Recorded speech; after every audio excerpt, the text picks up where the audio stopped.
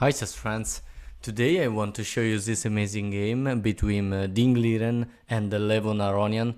Here we have two different players of really high level because they are super strong grandmaster. Ding Liren is a Chinese player, Levon Aronian is from Armenia, and let's go for this wonderful game. Ding plays with white pieces and open with d4.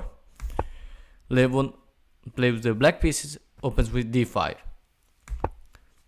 c4, c6 to defend this pawn better, and knight f3. Knight f6, knight c3, and a6.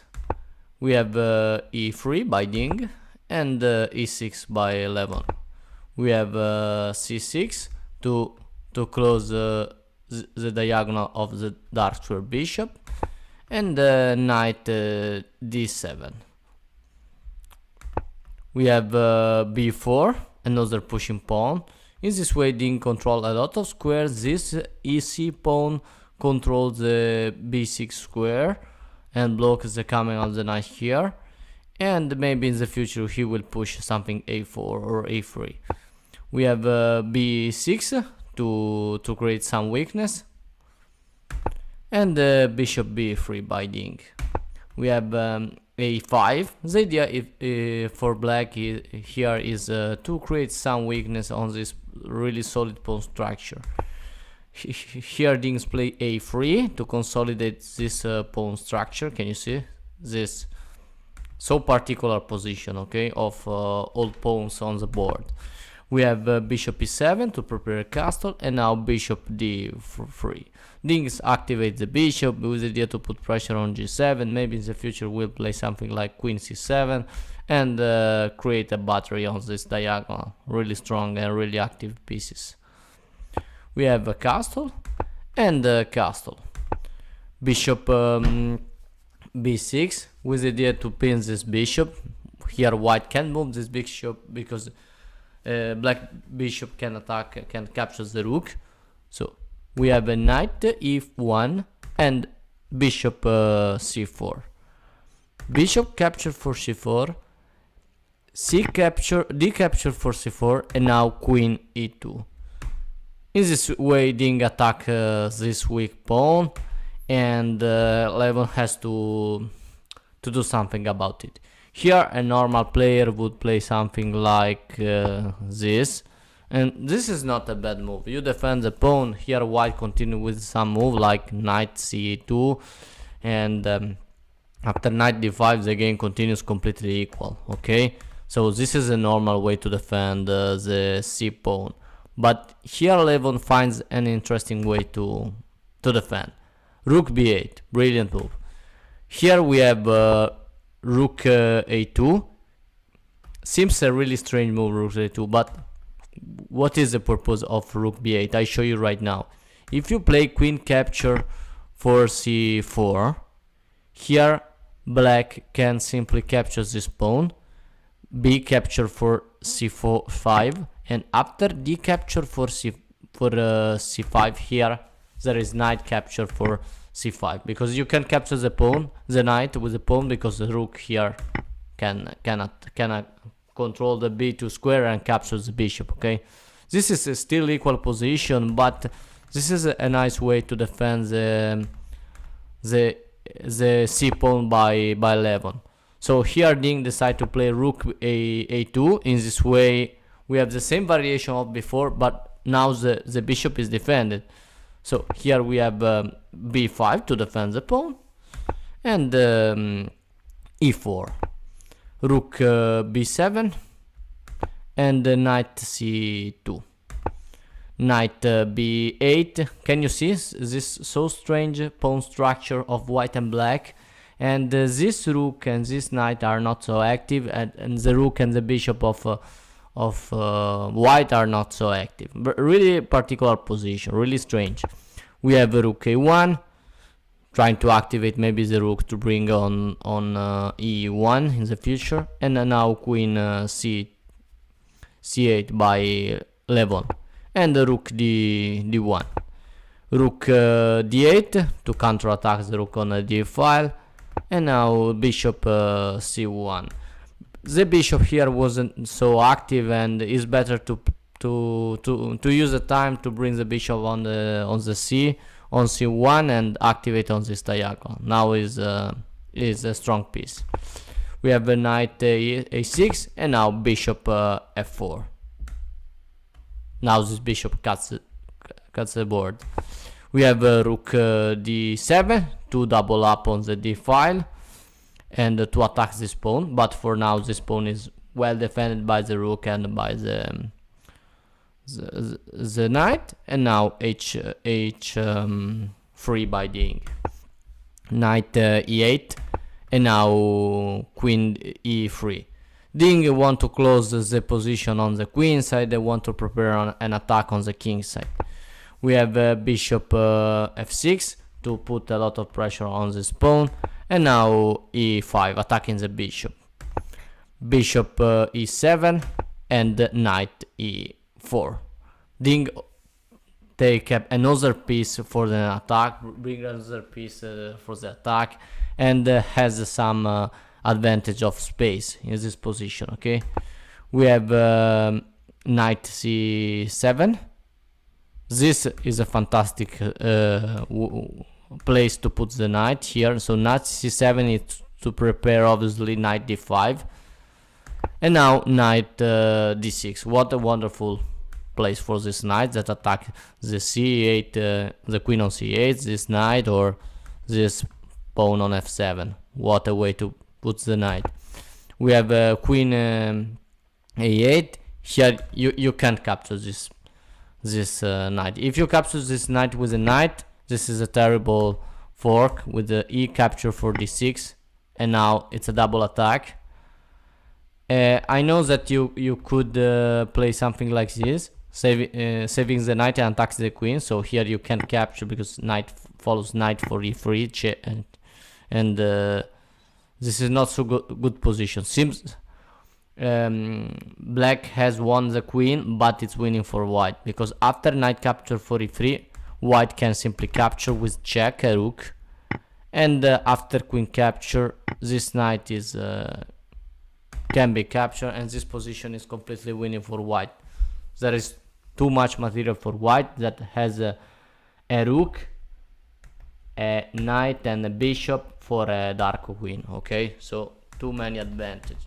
So you can do something like this. It is not a good solution. Okay, and if you decide to capture this knight with the bishop, with the bishop, you could do, but you have to know that after c capture for d5, for d6, this pawn is so strong. This knight is attacked, knight d6, but here queen g3, and we have this nice position for white that can continue the attack, and maybe a rook here, but white here has more activity surely. Okay, so here Levon decide to escape with the queen. So queen a8. Ding continues with the attack, queen g3 to put pressure on this the g7 pawn. Maybe in the future bishop h6 with an attack on the g7 pawn, and now knight d5. This knight here is so beautiful piece because he attacks the dark square bishop. He controls a lot of square. He can maybe in the future come on c3, and the same for the white knight. That is it in this fantastic square d6. We have knight e3, maybe in the future to bring the knight here on g4 and making some attack like knight f6 or knight h6, a really dangerous knight. Knight c3, like prevent it to attack the white rook, and to maybe threat something like knight e2 with a double attack, terrible killer attack, and the rook e1 to prevent this idea. We have a bishop capture for d6 now, e capture for d6, and knight e4 with an attack on this queen, and with the idea to bring the knight on the f6 to come back. Queen h4, and now knight d2. The idea of this move is to attack this rook, and now is this is a beautiful point of this game, because here this rook is trapped. And what happened? Here white is winning or it's losing because he lost equality, and now a rook for a knight. Here white has some advantage, and this is so beautiful because Ding consider this position, and he has done a right evaluation about it, because after queen h4, knight d2, here Ding plays knight d5. What a wonderful idea. I know that this knight can be captured, but if you decide to capture this knight, simply bishop capture for d2, and the advantage is for white, because white here has a lot of activity with this pair of rooks really strong. Okay, this rook can be activated, other rooks can be activated really soon, and this bishop is so strong, and the white queen here on a8 is so passive. Okay, so knight d5 is a brilliant move, and after knight d5, so you can capture the knight, you have to accept the sacrifice. So knight capture for f1, and here we have knight b6. You have not to capture now the knight. You can simply play knight b6, because if you simply capture the knight here, you lose, because you have not a compensation for material, because now this knight is hanging, and here black is winning. Okay, you have not to forget this. So this is the best move, knight b6. Here black can move this knight because the queen is attacked. So queen a7, and now rook capture for f1. If here you are considering something like knight capture for d7, it's a human move. It's still a good move, because after queen capture here, white could do something like rook capture, or maybe it's better b capture for a5, because this knight here is completely blocked. This is controlled, the d2 square is controlled by the bishop. This bishop control everything. Okay, and block escape for this knight, because this knight can jump here, but every square is blocked. Okay, so this move you have to consider is a good move, knight capture for d7. But here Ding decide to play simply rook capture for f1, always a good move, and now we have knight f6. We have bishop e5, and now the position is so bad for Levon, and knight d5, with the idea to attack this knight and try to change. So here we have knight capture for d5, e capture for d5, and now Ding continues with his attack. And here you can see this position where black has this queen here so bad on a7, completely isolated. He can't join for the defense of his king or for the attack. And now here is not important if you have a bishop for the rook. Here Ding is winning, and but you have to play really good, and the move here is bishop capture for g7. What a move! Because, for example, if you try something like this, a normal move, here black obviously is a good move, but black here can push, and it's not important if you play bishop capture for a6, because this pawn is pinned. Okay, but here black could have some counter attack, could resist a little better. Okay, so the right move here is this, because after bishop captures for g7, black king is completely undefended, and I told you can sacrifice a piece, because you will activate the remaining rook, and this queen is completely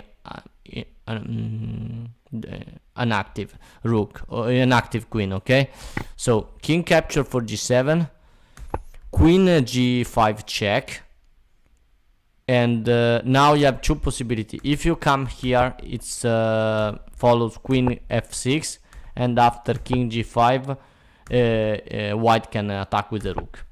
Here there is no way to counter attack this rook, because here follows rook capture for e8 obviously, and here you can't play this because there is a pawn. So There is no way to do something. You have to play something like this, but follows is simply rook capture e3, and this is winning. The rook will come here. Okay, so after this check, we have king f3, f8, and this is the same. We have queen f6 with the idea to bring the queen on h8, but here we have a king g8 like before, and here queen g5 again, king f8, queen f6, king g8. Levon here hopes in a repetition of move like a draw, but here Ding is completely winning. So we have another move, rook e1, with the idea to make some attack on the e file, and after a capture for b4, we have rook e5 simply, and rook g5 is coming, and there is no way to defend. And h6 with the idea to block the deadly rook e5, because if you don't do nothing, if you, for example, you capture this pawn with the idea to create a pass pawn on a1, this is checkmate, because follows rook g5 check, king has only one square, and this is checkmate with queen g1, because this pawn guards the e7 square and the king can come here. Okay, this is a checkmate. So here you have to do something, and the only move to continue the game for a few times is h6 with the idea to prevent the coming of the rook here on g5. We have rook h5 by Ding to put pressure on the pawn. Here you could capture the pawn, obviously, but seems strange, but here is not more winning for black, because black here can play f6 and save the game, sacrifice a lot of piece, but remember that here white has sacrificed the rook and the bishop, and here the 7 rank is defended by the queen and by the rook. So be careful, don't ruin a game in this way, because here black survive. Seems a normal move, queen f6, queen for h6, but here you have to play rook h5, because in this way you prevent this pushing, f7 f6, and g7 is not defended. So remember this move, because it's so important to prevent the f6, because allow for black to defend g7 pawn, g7 square, and survive. Okay, so if you do this, you allow this, and this is a draw. So the game continue. The game continue. Rook h5, and now after queen capture for a3, there is nothing that black can do. Queen capture for g6, and now f6, but this time is completely different. Follows queen capture for f6, and in this position black resign totally, because he can do nothing. Rook g5 is coming here. If you try something like this rook is undefended, and this would be an easy checkmate. And sorry, not this, but this. Can you see this checkmate? Okay, and there is no way. So what a particular game, really beautiful. And I want to show you again this sacrifice, knight d2. Ding here considers that white has more activity of black, and this queen is blocking on a8, and it's so bad the piece. So when you have a lot of activity, you can do sacrifice like this, and this is a really high level type of sacrifice, but what a move. And here this is wonderful way to attack without wasting time. Bishop captures for g7, and another time is not important if white has only a queen and the rook, but here is completely winning because black has so bad piece, completely blocked. This rook is blocked by this pawn. Can you see how much is strong this pawn? And Levon resign in this position. So what a wonderful game by Ding. He is so strong, and I hope this video enjoy you. Remember, you can comment my video every time, so I will answer you, and subscribe to my channel. Thank you really much, and see you soon with another video. Bye. Thank you.